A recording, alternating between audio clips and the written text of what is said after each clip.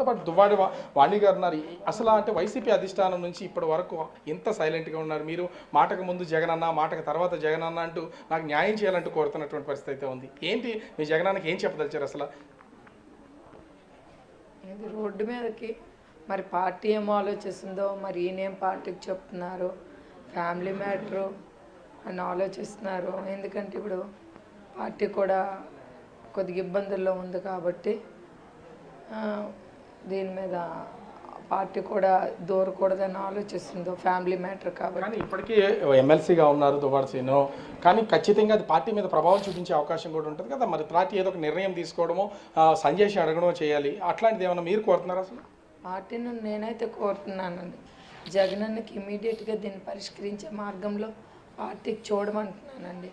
Party దూరి శ్రీని గారికి ఇమీడియట్గా క్లియర్ చేసుకోవాలని చెప్పాలనేది కూడా నేను జగనన్నకి నా రిక్వెస్ట్గా చెప్తున్నాను. అంటే ఇది పదే పదే ప్రస్తావిస్తున్న విషయం కాకపోయినా ఒక పక్క దువ్వాడ శ్రీను, దువ్వాడ వాణి మధ్యలో వచ్చినటువంటి మాదిరి ఈ విషయం, ఎందుకంటే ఇది కుటుంబ విషయం ఇప్పుడు రోడ్డు మీదకి వచ్చినటువంటి పరిస్థితి. ఎన్నికల్లో అటు మీ పార్టీకి సంబంధించిన వాళ్ళు కానీ, దువ్వాడ శ్రీను గారు కానీ ప్రతి ఒక్కరు పవన్ కళ్యాణ్ ప్రస్తావించారు. పవన్ కళ్యాణ్ పెళ్లిళ్ళ విషయంలో రకరకాలుగా మాట్లాడారు.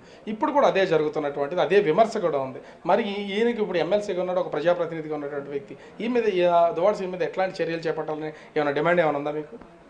నాకు నచ్చదు సార్.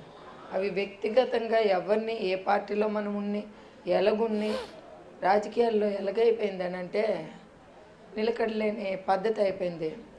ఈరోజు ఒకరు వైసీపీలో ఉంటారు, ఈరోజు జగనన్నకి దేవుడని పొగుడుతారు, మళ్ళీ వాళ్ళు ఇంకొక పార్టీకి వెళ్తారు. అక్కడ ఎవరైనా ఉంటే చంద్రబాబు నాయుడు గారికి రాముడో దేవుడు అని చెప్తారు.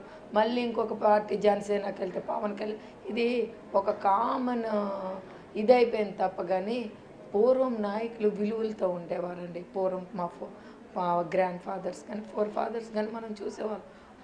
ఒకే పార్టీలోనే చాలా సంవత్సరాలు కొనసాగుతూ పార్టీలు మారడం అంటే ఆచితూచి ఆలోచించి మారేవారు.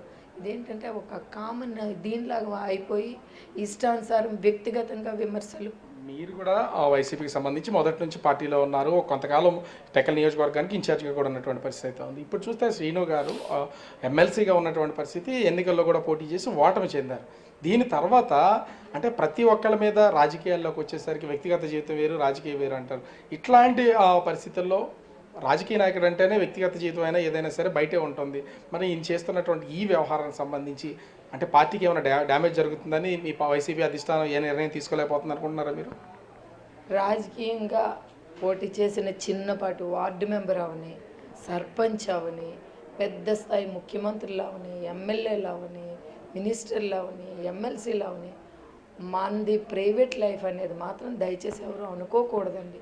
ఖచ్చితంగా వాళ్ళ పద్ధతిగా నడిస్తే మన అనుకునే సమాజం కానీ, పబ్లిక్ కానీ, మనకు నమ్ముకునే నాయకులు కానీ, లీడర్స్ కానీ ఎవరైనా పద్ధతిగా ఉంటారు. కానీ మనం పద్ధతిగా లేకన్నా, మన వ్యవహారం కరెక్ట్గా లేకన్నా ఎదుటి వాళ్ళకి కామెంట్ చేసే రైటు లేదు. అలాంటి పొలిటీషియన్స్ ఎవరు కూడా సక్సెస్ అయ్యే అవకాశం కూడా ఉండదనేది నా అభిప్రాయం. అంటే ఇక్కడ చూస్తే నిన్న దువ్వాడ శ్రీను మాట్లాడుతూ ఆయన నేను విడాకులు అయితే ఖచ్చితంగా ఇస్తాను, కానీ అంటే నేనేం స్నేహితురాలుగా ఉన్నా నేనేం పెళ్లి చేసుకోలేదని విమర్శలు చేస్తున్నారు.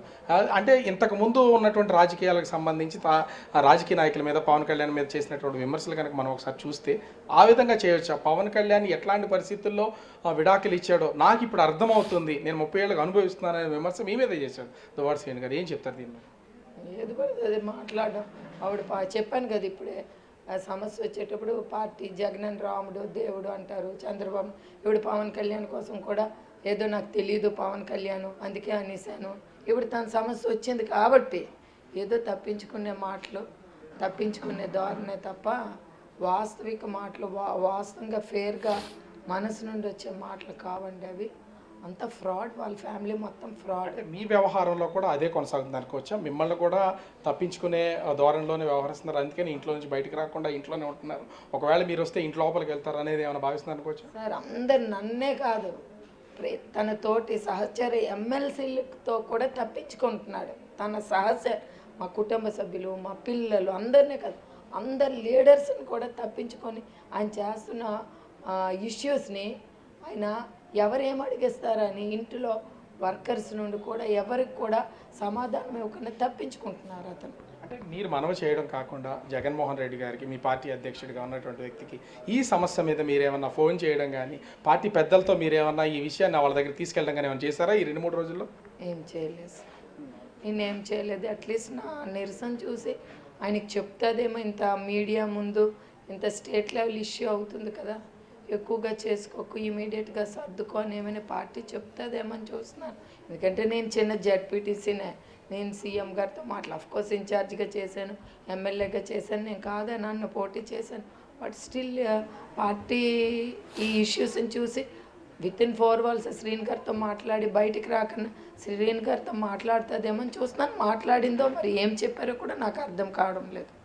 అంటే ఓవరాల్గా చూస్తే వైసీపీ అధిష్టానం అయితే ప్రస్తుతం దువ్వాడ శ్రీను దువ్వాడ వాణి విషయంలో చాలా సైలెంట్గా ఉంది. మరి ఇప్పటికైనా సరే అంటే మీడియాలో వస్తున్నటువంటి కథనాలు చూసైనా సరే మాజీ సీఎం జగన్మోహన్ రెడ్డి దీని మీద వైసీపీ అధినేతగా స్పందిస్తారా, దువ్వాడ శ్రీను మీద ఏమైనా చర్యలు చేపడతారా లేదనేది మాత్రం వేచి చూడాల్సినటువంటి పరిస్థితి అయితే కనిపిస్తుంది. ప్రియా.